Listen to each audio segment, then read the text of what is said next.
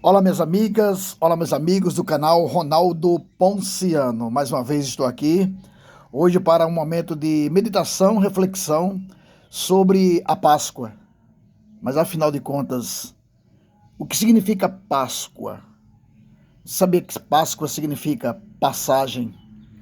E hoje nós vamos falar exatamente dessas três modalidades, dessas três formas, desses três modelos, desses três significados do que é a Páscoa. Bom, primeiramente nós vamos falar da Páscoa mais, digamos assim, mais atual, mais recente, que é uma invenção humana, que é uma invenção do comércio mundialmente, para poder, digamos assim, escoar toda a sua produção de chocolates em formato de ovo, o tradicional comercial histórico chamado ovo de Páscoa. Na verdade, ovo de Páscoa só se for da Páscoa industrial ou comercial, da indústria de chocolate e do comércio, que nesse período passou a, historicamente, criar a lenda do coelhinho que encontra, ou aliás, esconde os seus ovos, e as pessoas vão buscar e ao achar, encontram ovos de chocolate do coelho. Seria absurdo se não fosse lenda, ou seria lendário se não fosse um total absurdo. Acreditar, crer que, primeiro, que coelho põe ovos. Nós sabemos que só quem põe ovos são os animais ovíparos, né? As aves, os pássaros, os galináceos, né? A galinha, a guiné, e por aí vai. A pata. Mas coelho, jamais, porque o coelho é um animal mamífero. O coelho mama, não põe ovos. O único animal que é mamífero e que põe ovos, ele é raro, praticamente não existe aqui em nossa região no Brasil, é o ornitorrinco. O ornitorrinco, sim, é um animal que ele é mamífero e ovíparo simultaneamente.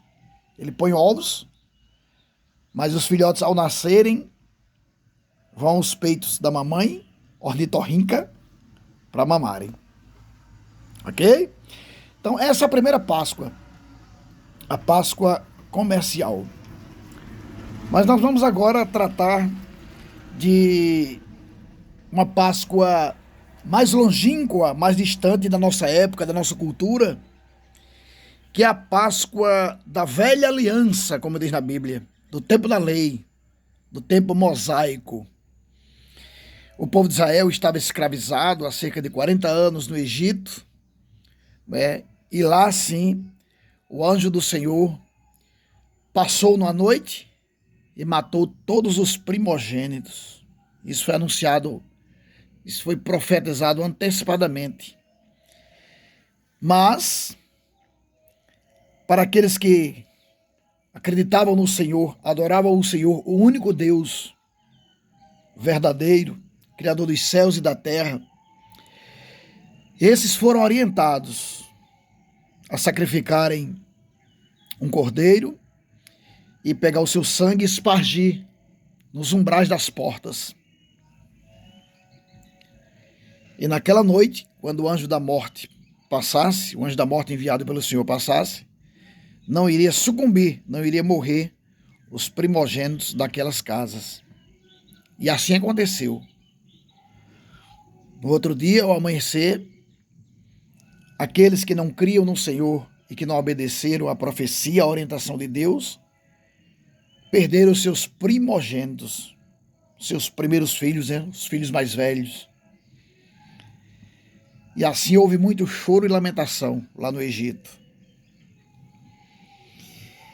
E esse é um momento histórico e bíblico em que fala da Páscoa judaica, da Páscoa dos judeus, em que eles passaram da morte para a vida.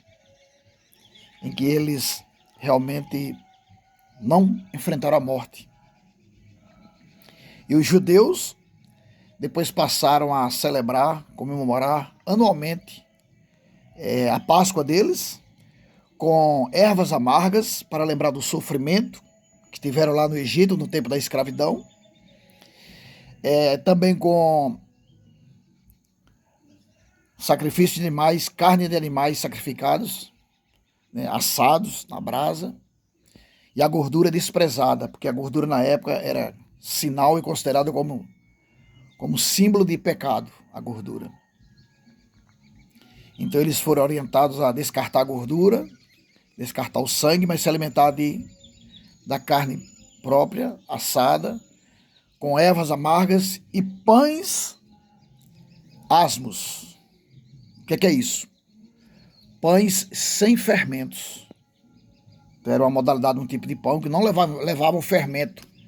Era uma massa preparada para isso, porque o fermento no Velho Testamento também tinha símbolo e sinal de pecado, de abominação ao Senhor.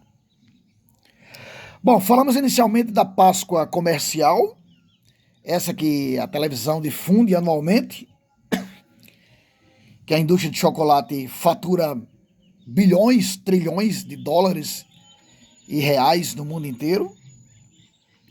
Falamos da Páscoa judaica, do período de Moisés, do período em que o povo de Deus, o povo israelita, sofreu na escravidão lá no Egito, vítima das perversidades e massacres de Faraó, lá no Egito.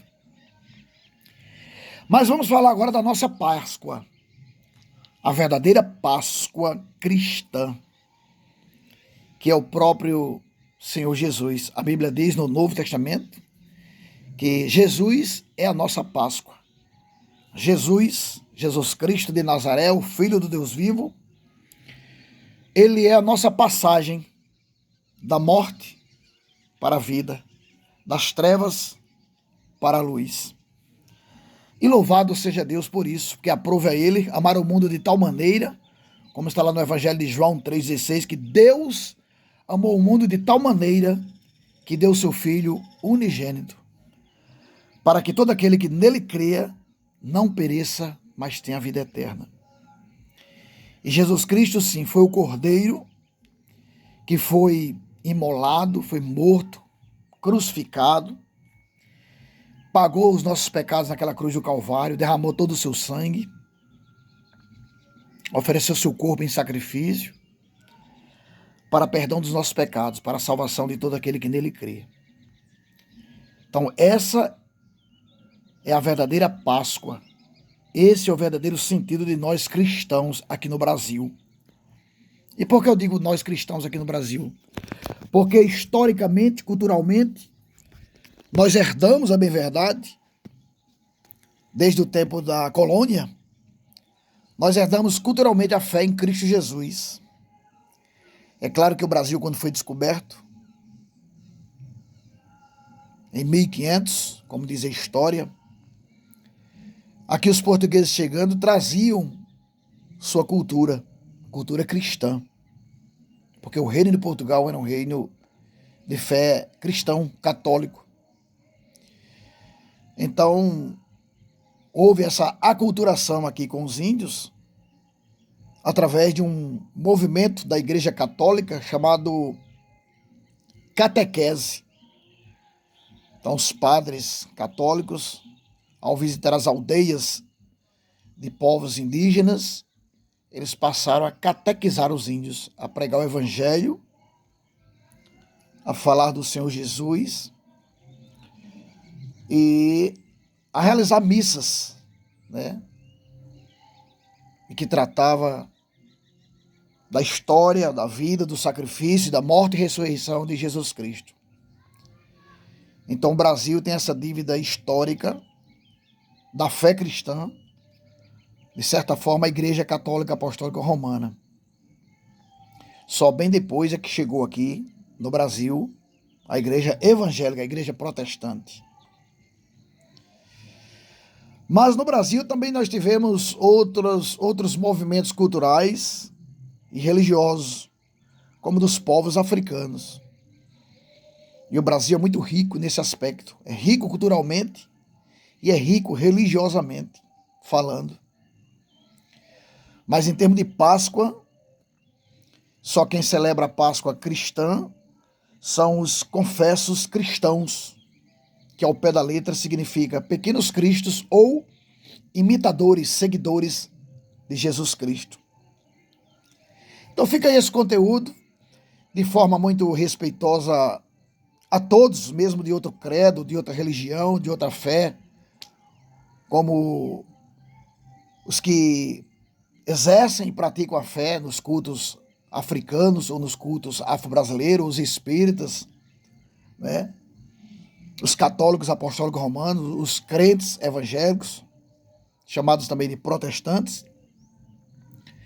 mas que o conteúdo desse vídeo ele é especificamente de forma muito respeitosa a fé de cada um, mas ele é tratado da temática Páscoa, já que hoje é um domingo, considerado historicamente como o domingo da ressurreição, o domingo em que Jesus Cristo ressuscitou. A Bíblia não especifica que ano, que mês, que dia específico, mas sim que na sexta-feira houve a crucificação e ao terceiro dia, que é o domingo, ele ressuscitou e depois subiu aos céus e anunciou que voltará.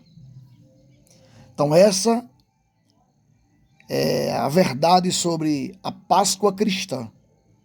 Mas nós temos biblicamente a Páscoa judaica, que é na Velha Aliança, do tempo de Moisés, também chamado Era Mosaica, do profeta Moisés. E a Páscoa, como eu falei no princípio, a Páscoa hoje tão explorada comercialmente, a Páscoa industrial ou comercial, para o faturamento da venda de chocolates e ovos de chocolate.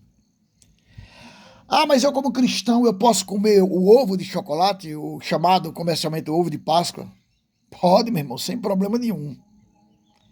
Não há problema nenhum, não há pecado nenhum em comer ovo de chocolate, né? Em se inteirar, saber também da lenda, da história do coelhinho da Páscoa, chamado coelhinho da Páscoa. Não há pecado nenhum disso. Agora, tem em mente, tem o discernimento de que existem esses três sentidos da Páscoa.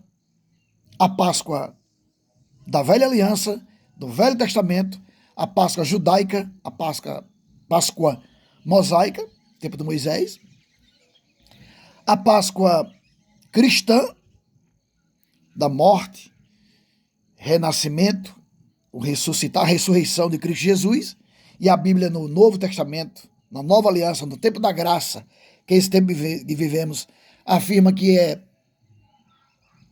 a nossa Páscoa. Jesus Cristo de Nazaré é a nossa Páscoa, é o nosso Cordeiro Pascal, né? Tanto é que João Batista, após batizá-lo, o momento antes que ele chegou para o batismo, disse: eis aí o Cordeiro de Deus que tira o pecado do mundo.